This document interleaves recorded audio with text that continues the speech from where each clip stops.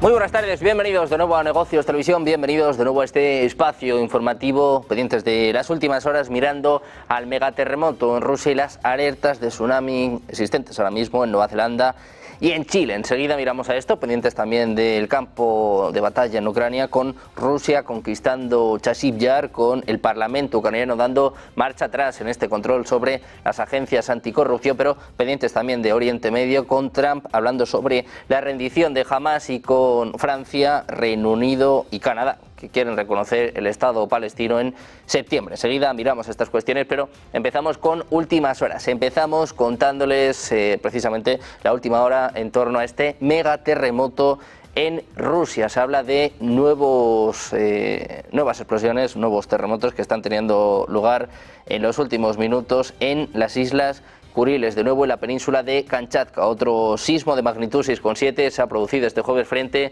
a las costas de Kamchatka península en el lejano oriente ruso, es lo que informan rastreadores locales. Según el Servicio Geofísico Unificado de la Academia de Ciencias de Rusia, la profundidad del movimiento telúrico fue de 58,4 kilómetros. Además, en una hora se registraron un total de 8 terremotos en la zona, cuyas magnitudes oscilaron entre 4,5 y 6,7. Ayer Kamchatka fue víctima del mayor terremoto desde 1952 que causó una serie de tsunamis en la región del Pacífico y estuvo acompañado de numerosas réplicas.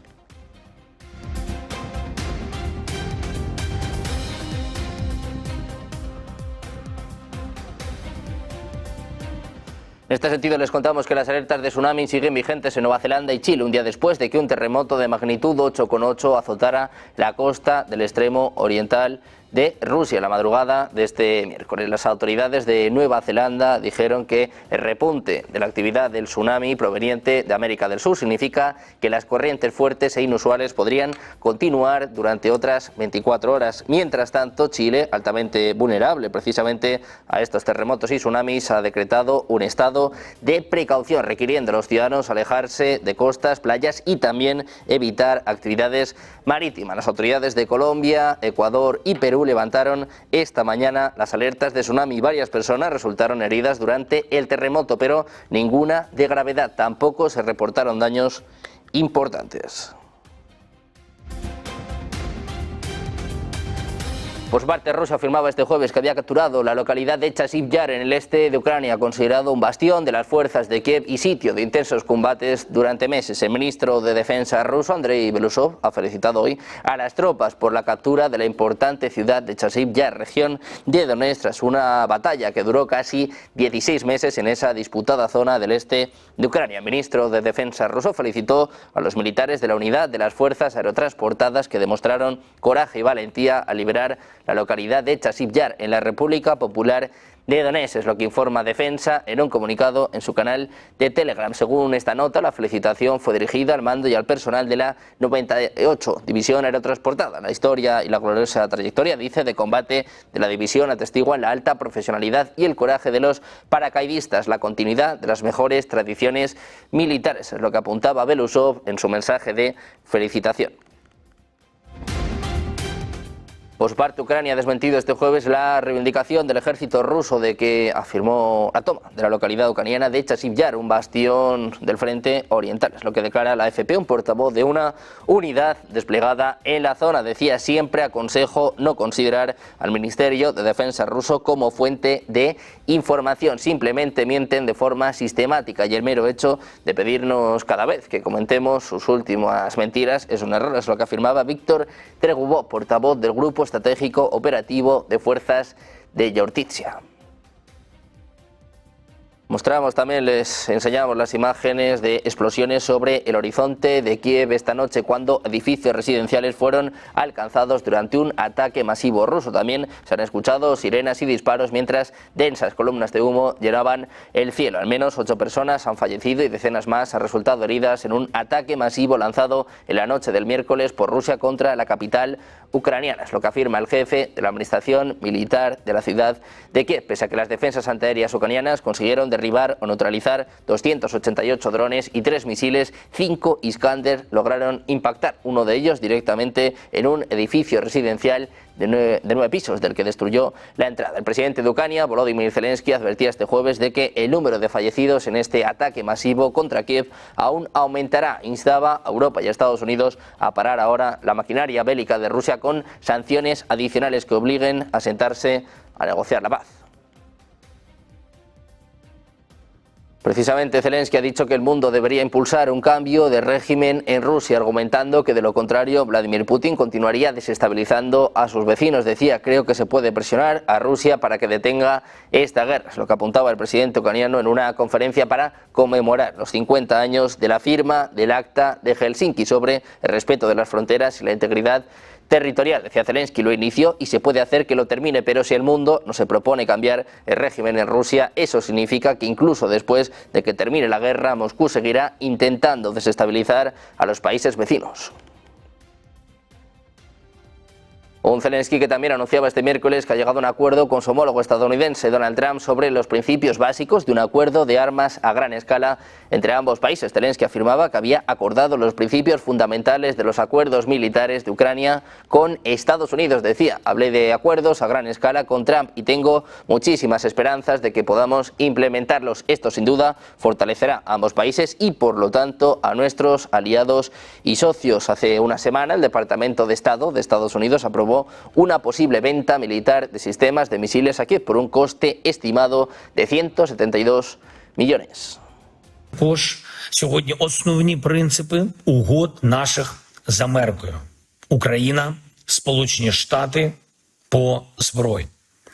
Масштабні угоди, і я говорив про них з президентом Трампом, і я дуже розраховую, що ми зможемо все це виконати. Це точно посилить обидві наші країни, а отже наших союзників, наших. También les contamos que en Ucrania la Rada Suprema ha votado este jueves a favor de un proyecto de ley para devolver la independencia a la Oficina Nacional Anticorrupción, también a la Fiscalía Especializada en la lucha contra la corrupción, pocos días después de privar a estos organismos anticorrupción de su autonomía a iniciativa de Volodymyr Zelensky. La semana pasada firmó un proyecto de ley que pretendía poner fin a la independencia de la Oficina Nacional Anticorrupción, también de la Fiscalía Especializada en la lucha contra la corrupción. La medida provocó protestas en Kiev, Lvov, Odessa, Dnipropetrovsk y otras ciudades del país. Protestas que, por cierto, se siguen sucediendo en el día de hoy. Por su parte, Donald Trump ha publicado recientemente en sus redes sociales una amenaza contra el vicepresidente del Consejo de Seguridad y expresidente de Rusia, Dmitry Medvedev. Decía, díganle a Medvedev, el expresidente fracasado de Rusia, que cree que todavía es presidente, que cuide sus palabras. Está entrando en un terreno muy peligroso. Esta era la amenaza de Donald Trump. Previamente este lunes, Medvedev respondía con contundencia al anuncio de Trump de que planea poner a Moscú una nueva fecha límite para que alcance un acuerdo sobre el conflicto ucraniano. Decía Trump que iba a poner una nueva fecha de unos 10 o 12 días. No hay razón para esperar. En este contexto, Medvedev instaba a Trump a que deje de jugar al juego del ultimátum con Rusia y que no repita los errores de su antecesor, de Joe Biden.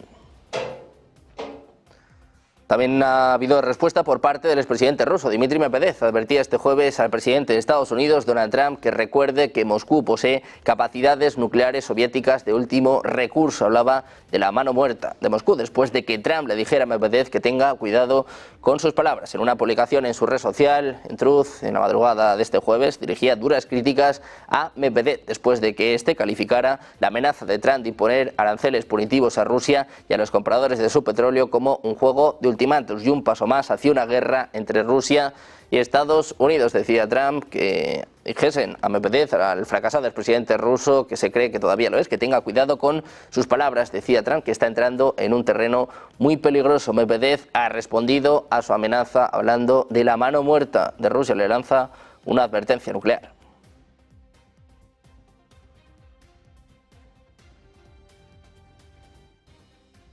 Les contamos además que Japón ha enviado aviones de combate este martes después de que un avión de vigilancia ruso fuera considerado un riesgo de violación del espacio aéreo. Es lo que apunta el Ministerio de Defensa de Japón. El avión ruso, un avión de patrulla marítima, Ilyushin Il-38, fue detectado sobre el mar de Japón este martes, según un comunicado del Estado Mayor Conjunto de Japón. El Comando Aéreo Central de la Fuerza de Autodefensa Aérea de Japón envió aviones de combate para interceptar el avión. Un mapa de la trayectoria de vuelo publicado por los funcionarios mostraba al Il-38 tomando una ruta tortuosa a lo largo de la costa oeste de Japón, dentro de su zona de identificación de defensa aérea, un patrón típico de las aeronaves que realizan misiones de recopilación de inteligencia frente a Japón. Por parte, la secretaria de Seguridad Nacional de Estados Unidos, Kristi Noem, aseguraba que la amenaza de un tsunami grave en el país ha pasado completamente, aunque se mantienen algunas alertas preventivas en la costa oeste. Decía, estamos en muy buena forma en este momento, es lo que apuntaba durante una visita oficial en Chile. Decía Noem que han rebajado la amenaza de tsunami que se estableció para Hawái y algunas regiones que afectaban también a Alaska. Aún tenemos una advertencia y una alerta para la costa oeste, pero anticipamos un impacto mínimo. La titular del Departamento de Seguridad Nacional explicaba que ha estado en comunicación durante toda la noche con el gobernador de Hawái y con el presidente Donald Trump. Decía, estábamos completamente desplegados y listos para responder si era necesario, pero agradecidos de que no tuvimos que enfrentar la situación que esto pudo haber sido. Según Noem, el Centro Nacional de Operaciones activó de inmediato todos los recursos del DHS, incluyendo a la Agencia Federal para el Manejo de Emergencias y la Guardia Costera de Estados Unidos, desplegada en respuesta a las advertencias en Hawái. El terremoto de Kamchatka ha sido uno de los más poderosos de los últimos años. También les contamos que un avión de combate F-35 se ha estrellado este miércoles por la noche en un campo cerca de la estación de Lemoore, una gran base aérea de la aviación naval estadounidense ubicada en California, es lo que informan medios locales. Según los reportes, el piloto logró eyectarse con éxito, se encuentra a salvo después del accidente. El incidente provocó un gran incendio que fue capturado en vídeos que circulan en redes sociales. Las autoridades locales todavía no han proporcionado más detalles del siniestro que involucra este caza de quinta generación polivalente. Aún no está claro qué provocó el accidente del avión. Según los militares, en el momento en el que se estrelló estaba asignado al escuadrón de caza de ataque VFA 125, conocido como Rough Riders. Es un escuadrón de reemplazo de flota responsable del entrenamiento de pilotos y tripulaciones. También les contamos que el incendio Dragon Bravo, ubicado a lo largo del borde norte del Gran Cañón de Arizona, ha quemado más de 94.000 acres y solo estaba contenido en un 4% hasta el miércoles 30 de julio, es lo que informan fuentes oficiales. Imágenes en timelapse publicadas por el equipo 2 de gestión de incidentes del área suroeste muestran densas columnas de humo naranja elevándose hacia el cielo. En una publicación en Facebook, el equipo describió esta columna como una nube de pirocúmulos o de fuego. Estas nubes pueden ser increíblemente poderosas. En algunos casos se sabe que generan tormentas, produciendo rayos o incluso tornados, es lo que escribía el equipo. El incendio comenzó el viernes 4 de julio y se convirtió en el décimo incendio forestal más grande registrado en el estado, según informes de noticias locales. Pendientes también de los incendios de Donald Trump, mirando a la guerra arancelaria con la cuenta atrás, los últimos minutos para alcanzar plazos, acuerdos comerciales con Estados Unidos. Hacemos una pausa, 2 minutos. La información en Negocios Televisión.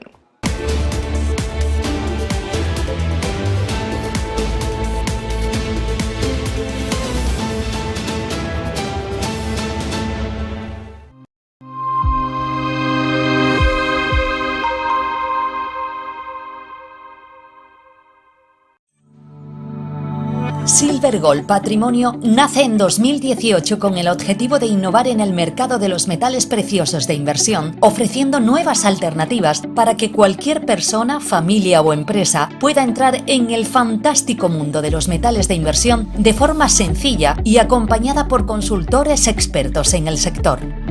Silver Gold Patrimonio quiere avanzar contigo. Mudarte de ciudad es un gran cambio y alquilar tu casa puede parecer arriesgado. ¿Estará tu vivienda protegida? Con SEAC, olvídate de preocupaciones. Nosotros garantizamos tu renta pase lo que pase. Disfruta de tu nueva etapa con total confianza. Alquila tranquilo. SEAC responde.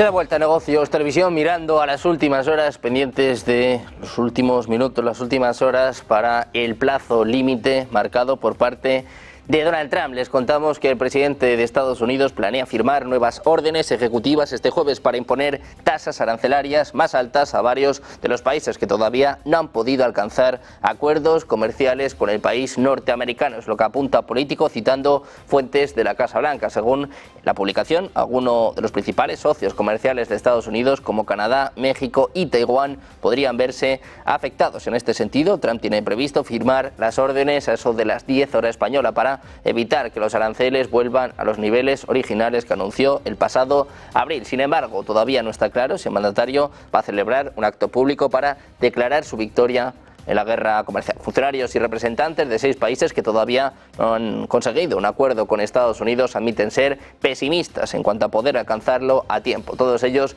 lamentaron que el aumento de los aranceles supondría un castigo para las empresas de sus países que dependen de las exportaciones a Estados Unidos.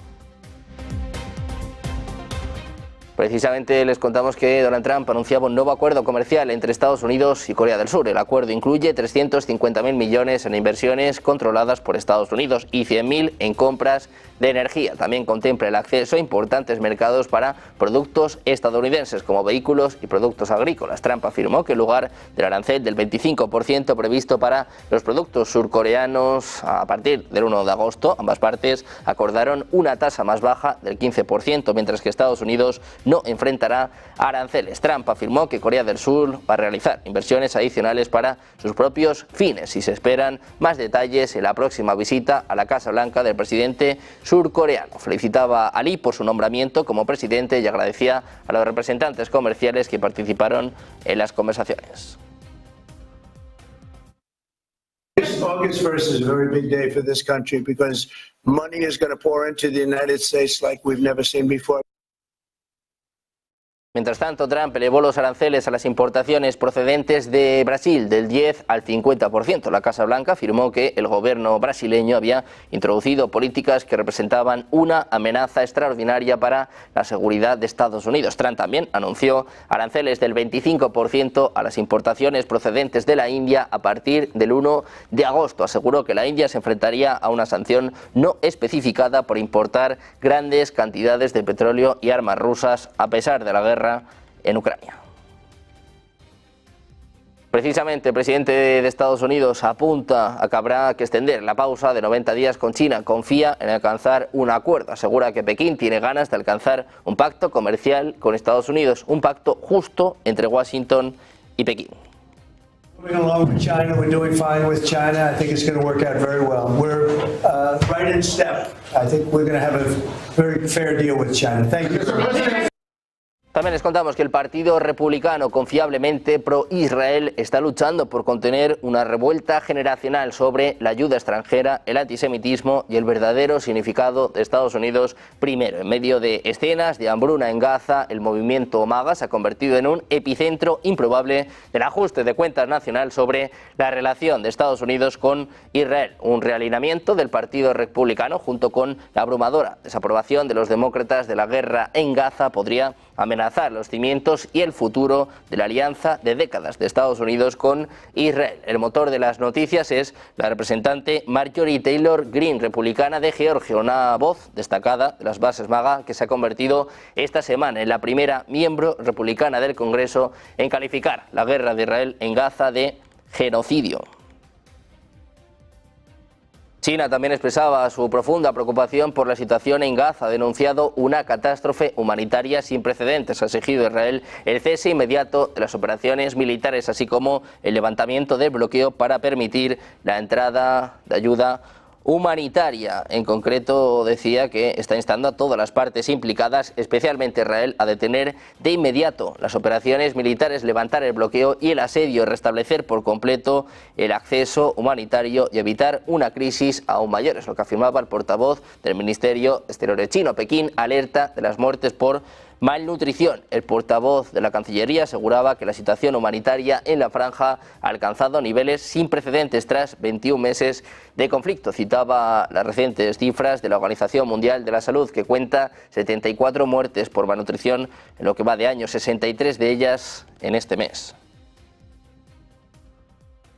Precisamente el presidente de Israel, Isaac Herzog, va a realizar una visita oficial a Lituania, Letonia y Estonia del 3 al 6 de agosto con el objetivo de reforzar las relaciones bilaterales en ámbitos como la cooperación económica, tecnológica y de seguridad. Es lo que informa este jueves la oficina del presidente israelí. Invitado por mandatarios de los tres países, Herzog partirá el domingo por la noche acompañado por una delegación económica integrada por representantes del Instituto de Exportación de Israel, la Asociación de Fabricantes y la Autoridad de Innovación, quienes mantendrán reuniones con sus homólogos locales para impulsar proyectos conjuntos. Durante su gira, el presidente israelí se reunirá con el jefe de Estado de Lituania, Gitanas Nausėda, de Letonia, Edgars Rinkēvičs, y de Estonia, Alan Karis, así como con otras autoridades políticas y económicas.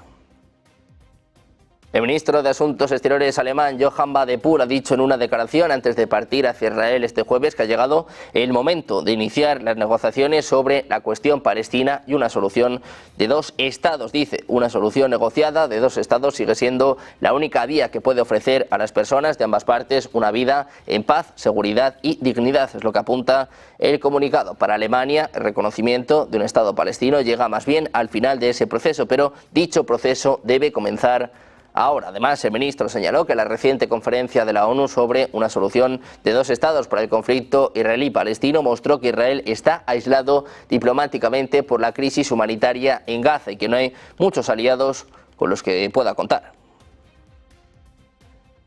El primer ministro canadiense Mark Carney decía este miércoles que su gobierno planea reconocer al Estado de Palestina en la 80ª sesión de la Asamblea General de las Naciones Unidas en septiembre. Esta intención está sujeta al compromiso de la autoridad palestina con una reforma muy necesaria, incluidos los compromisos del presidente de la autoridad palestina, Mahmoud Abbas, de reformar fundamentalmente su gobierno, celebrar elecciones en 2026 en las que jamás no pueda desempeñar ningún papel y desmilitarizar el Estado palestino. Su anuncio se produjo un día después de que Reino Unido hiciera la misma promesa, aunque sujeta a la aceptación o no de un alto el fuego por parte de Israel y otras condiciones. El presidente francés, Emmanuel Macron, declaró la semana pasada que su país también reconocerá formalmente un Estado palestino. También pendientes de los mercados de los bancos centrales con el presidente de Estados Unidos, Donald Trump, que ha criticado duramente al presidente de la Reserva Federal, Jerome Powell, este jueves, después de que el Banco Central decidiera mantener sin cambios las tasas de interés ayer. Decía Trump, Jerome Powell, que es demasiado tarde, lo ha vuelto a hacer, llega demasiado tarde y de hecho está demasiado enojado, es demasiado estúpido y demasiado político para ser presidente de la Reserva Federal. Es lo que escribía en un mensaje en Truth Social, en lo que es la primera reacción directa después de la decisión de la Reserva Federal. Hablaba de mantener los tipos, hablaba de mirar a septiembre. Trump dice que es demasiado tarde, que Powell es demasiado estúpido para ser presidente de la Fed.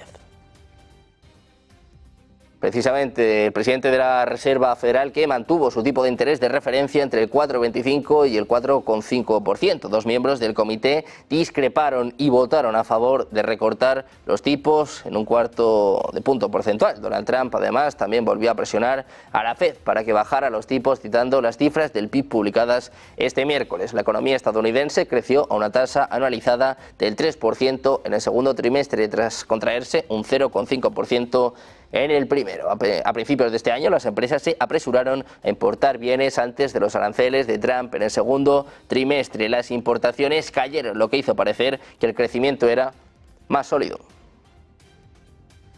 Bueno, antes de la reunión de septiembre tendremos más datos adecuados para poder tomar la decisión adecuada, pero todavía no tenemos esta información, así que la tomaremos cuando la recibamos y en la reunión de septiembre. It's all because of the Fed. He's done a bad job. Now, he's got a meeting today, but I call him too late. You know, he's always too late. Even if he does it today, probably won't. I hear they're going to do it in September, not today. Por su parte, Jerome Powell desestimaba las preocupaciones de que las tasas de interés actuales puedan agregar presión a los costes de la deuda del gobierno estadounidense, enfatizando que tales consideraciones no influyen en las decisiones de la Fed. Decía Powell, tenemos un mandato, maximizar el empleo y la estabilidad de precios. Es lo que apuntaba después de que el Banco Central decidiera mantener las tasas sin cambios. no consideramos las necesidades fiscales de la Administración o del Congreso. Nosotros utilizamos las herramientas que tenemos en nuestro poder para lograr nuestro objetivo. Así que estas políticas no es algo que consideramos. Mirando a los bancos centrales, pendientes también de la geopolítica, también a punto de conocer datos importantes para la economía de Estados Unidos, el PCE, la inflación favorita de la Reserva Federal. Vamos a hacer una pausa, unos minutos enseguida, el análisis en Negocios Televisión.